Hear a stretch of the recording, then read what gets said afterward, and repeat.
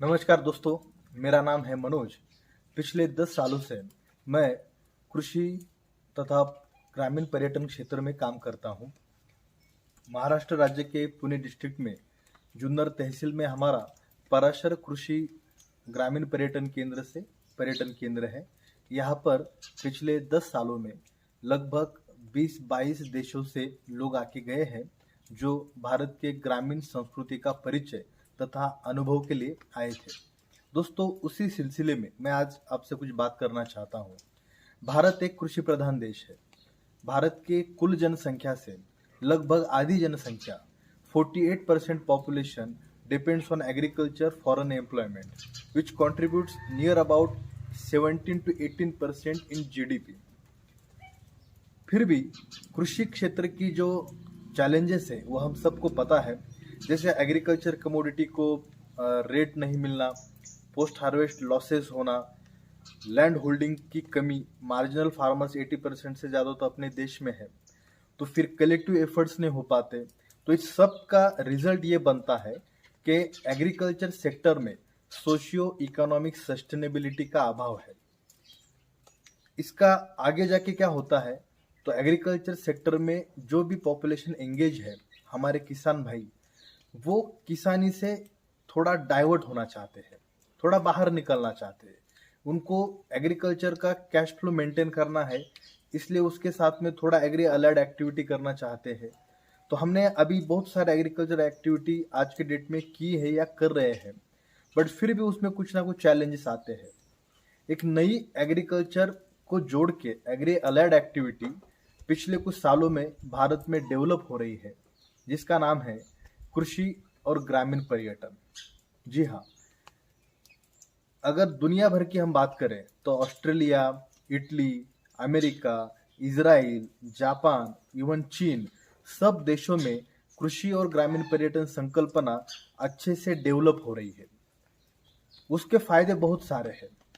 हमारे देश में एग्रीकल्चर सेक्टर के जो इश्यूज है, जो चैलेंजेस है, उसको काफ़ी असर और प्रभावित हो सकता है कृषि और ग्रामीण पर्यटन केंद्र से।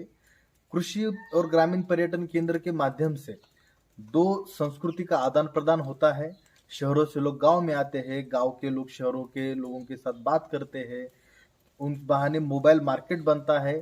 खेती का जो उत्पाद है वो बेचने के लिए आपके घर तक लोग आते हैं, और उसके फायदे ये होते हैं कि हमको थोड़ा पर्सनैलिटी डेवलपमेंट होता है, कुछ चीज़ों के बारे में पता चलता है। उसके लिए हमें थोड़ा व्यावसायिक रूप में इस चीज़ को देखने की ज़रूरत है। तो कृषि और ग्रामीण पर्यटन ये संकल्पना कृषि प्रधान भारत के लिए बहुत ही महत्वपूर्ण साबित हो सकती है।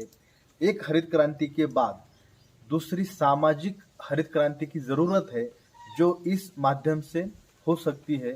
तो दोस्तों, कृषि और ग्रामीण पर्यटन क्षेत्र के बारे में आप अवश्य जानकारी लें, उसमें प्रक्षेत्र भेंट दी जाए, उसमें प्रशिक्षण लिया जाए, उसके बारे में जानकारी हासिल की जाए, क्योंकि यही अपने खेती का भविष्य होने वाला है। जब हम मिट्टी से जुड़ी पर्यटन संकल्पनाओं के बारे में बात करते हैं, तो हमें लगता है कि हमें होटल बनाना पड़ेगा, बहुत सारा खर्चा करना पड़ेगा, और अपना हमेशा खेती बाड़ी का काम छोड़ के इस काम में जुट जाना पड़ेगा। तो दोस्तों, कृषि और ग्रामीण पर्यटन या मिट्टी से जुड़ी पर्यटन संकल्पनाएं और होटल या रिजॉर्ट, उसमें मूलभूत अंतर है। रिजॉर्ट में बहुत सारी चीजें होती है जो लोगों को रुझान के साथ में बनाई जाती है, लेकिन जो हम मिट्टी से जुड़ी पर्यटन संकल्पनाओं की बात करते हैं, वहां पर लोगों को खेती का अनुभव, मिट्टी से जुड़े होने का एहसास, खेती में जो काम होते हैं उनमें उनको भी शामिल करके लेना, जो किसान भाई खाना खाता है वही खाना उनको भी खिलाने के लिए देना, ये सब चीजें कृषि पर्यटन का ही भाग है, मिट्टी से जुड़ी पर्यटन संकल्पनाओं का ही भाग है। तो हमें कृषि पर्यटन और रिजॉर्ट में क्या अंतर है वो समझ अगर हम लेंगे तो आगे चलना हमारे लिए आसान होगा। कृषि पर्यटन के बहुत सारे फायदे हैं जो हमारा जीवन स्तर ऊंचा कर सकते हैं। आज के तनावपूर्ण जीवन में मिट्टी के साथ जुड़े रहना ये ज़रूरत बन गया है। इसलिए अलग अलग आर्थिक स्तर से, अलग अलग जगह से लोग कृषि और ग्रामीण पर्यटन संस्कृति का अनुभव लेने के लिए आते रहते हैं।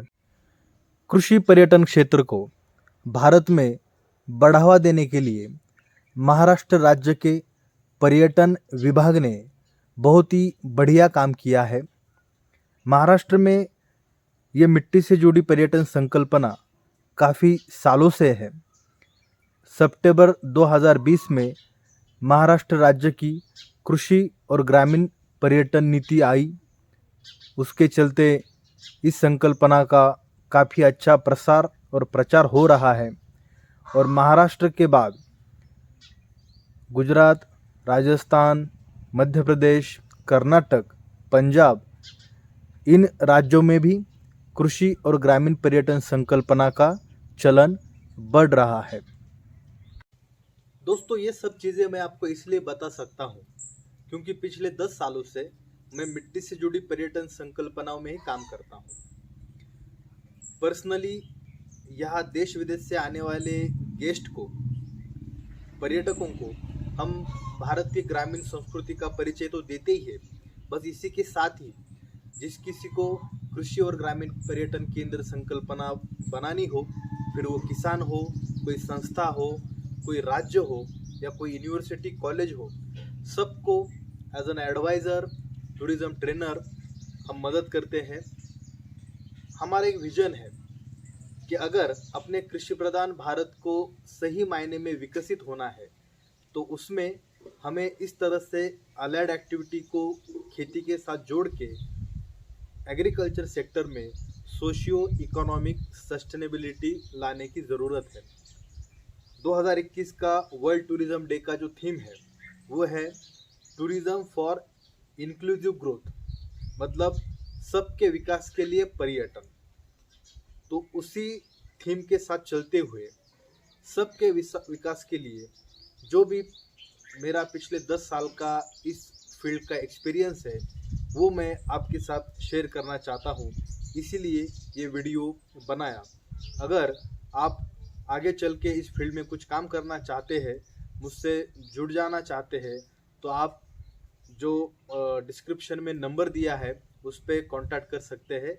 ऑल द बेस्ट, धन्यवाद।